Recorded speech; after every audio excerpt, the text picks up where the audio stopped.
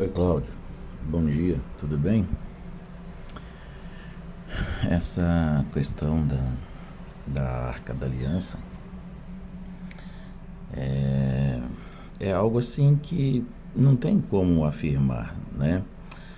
É, Dentro da própria arqueologia, sempre ao longo da história houveram algumas descobertas, por assim dizer, ou indícios de descobertas, de indícios da última localização da arca, né, do destino dela, mas nunca, a arqueologia nunca pôde provar, né, pelos recursos que tem, pelos dispositivos próprios dela, nunca encontraram elementos suficientes sequer para começar a estabelecer uma prova, uma comprovação da permanência ou da estadia da arca ali naquele lugar em alguma época.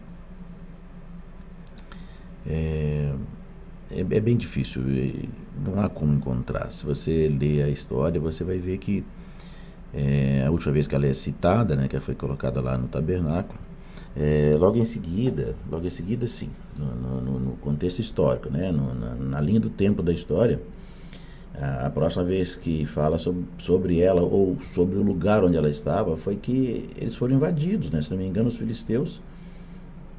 Aí quando eles vêm, eles levam tudo, né? Ela era muito rica, né? Parte de ouro. E para o exército invasor, dominador, não tinha nenhum interesse espiritual. Naquela ocasião, cada nação possuía o seu Deus e viviam como que se cada nação como que se o seu Deus fosse o único Deus, né? E os artefatos e os símbolos religiosos de uma nação não tinham nenhum significado a não ser ser destruído. Essa era uma forma de demonstrar para o povo dominado, o povo vencido, que eles eram superiores, pois o seu Deus venceu o outro Deus, né? Venceu o Deus da nação conquistada, portanto era o Deus vencido. E o objetivo era fazer algo que eles chamavam de profanação, né? Um dos últimos templos encontrados pela arqueologia, inclusive, que parecia, assim, pela aparência, ser um dos locais do templo, eles imaginaram, né, os arqueólogos imaginaram que ali poderiam encontrar indícios da arca e tal. Encontraram substâncias escuras e que imaginaram, aqui, ó, aqui foi o templo, aqui houve sacrifício, olha aqui, ó, é cinza de sacrifício. Aí quando foram examinar melhor, era esterco, comprovando o quê? Que eles chegaram ali, perceberam que era algo do templo, perceberam não, né? Viram na época da conquista, e transformaram aquilo num estábulo, entende? Para profanar aquilo que é uma coisa muito santa.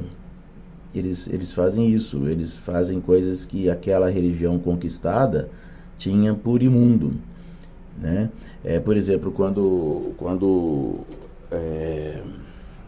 um dos generais lá do Alexandre, não me lembro quem agora, que foi o que conquistou a Judéia ali, o que ele fez quando ele chegou no local sagrado do templo dos judeus? Depois eu vou pesquisar, vou lembrar quem é o nome do rei que invadiu lá. Era um dos 4 generais que dividiram, né, o reino de Alexandre. E a parte da Judéia coube a esse general, não lembro o nome dele agora.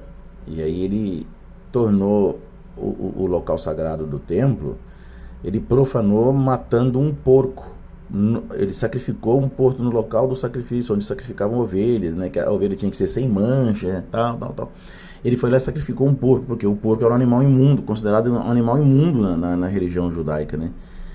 Então, dessa forma, ele destruiu todo o apego da nação conquistada ao seu local de culto. E muito provavelmente isso aconteceu com a arca. Devem ter quebrado, desmanchado ela, derreteu o ouro. A nação que conquistou Israel sucessivas vezes, né, aconteceu isso, deve ter destruído a arca por causa do seu ouro e essas coisas, né? Não havia interesse nenhum, não havia qualquer interesse de preservar uma arca, levar aquilo com cuidado lá para a sua nação lá para a capital da sua nação, né? Passado pela mão dos generais do exército, chegar em casa, aí vão criar um templo. Para que eles iam criar templo para Deus, que era um Deus que eles não reconheciam, né? Então, a chance da arca ter sobrevivido e ser encontrada é muito vaga. Isso falando do ponto de vista material, do ponto de vista arqueológico, por assim dizer. Agora, do ponto de vista espiritual, era interesse do próprio Deus fazer com que ela desaparecesse, porque é a história da idolatria, né? Tudo aquilo que ocupa o lugar de Deus na mente e no coração na época do israelita, Deus se zangava com aquilo.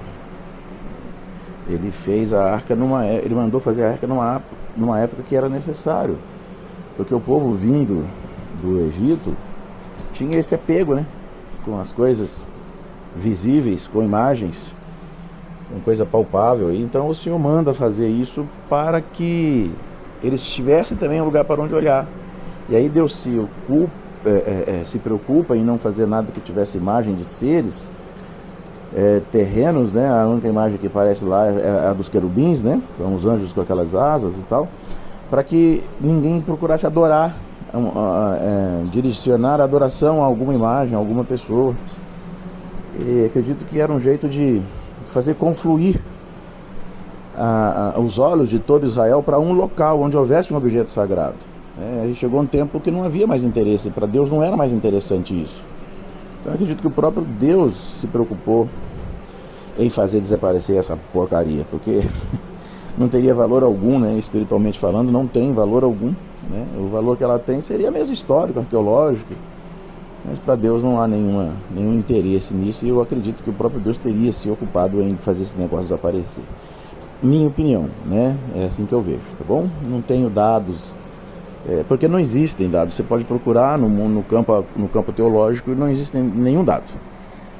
Eu tenho um livro, mudando um pouquinho de assunto, mas ainda dentro do assunto. Eu tenho um livro que ficou muito famoso ao longo da história da teologia. Hoje em dia as pessoas não ligam muito para ele mais, porque existe, desde o advento da internet, né, livros se tornaram um pouco obsoletos. Digo livros históricos, né? Esse livro se chama E a Bíblia Tinha Razão. Eu cheguei a ter 2 exemplares dele, já consegui, assim, antigo, porque já não se publicava mais. E esse livro tratava de várias coisas acerca, assim, de coisas que estavam escritas na Bíblia e que a ciência sempre confrontou. Então esse livro advogava algumas causas, né? Comprovando, por exemplo, sobre a travessia do Mar Vermelho, sobre a construção e a manutenção da arca, sobre o dilúvio, que todo mundo zomba, né? Então tinha várias coisas interessantes. Eu vou ver se encontro esse livro, se ainda o tenho. Se ainda o tenho, eu vou dar ele para você. Eu vou procurar nos meus livros, porque é muito tempo que eu não mexo com eles, os livros mais antigos, né? E se eu encontrar, eu vou te passar. Você vai gostar de ler, ele é bem interessante. Vai te ajudar um pouco assim a entender esses fatos do Antigo Testamento. Grande abraço, meu querido. Tenha um dia abençoado, um dia feliz aí. Fica com Deus.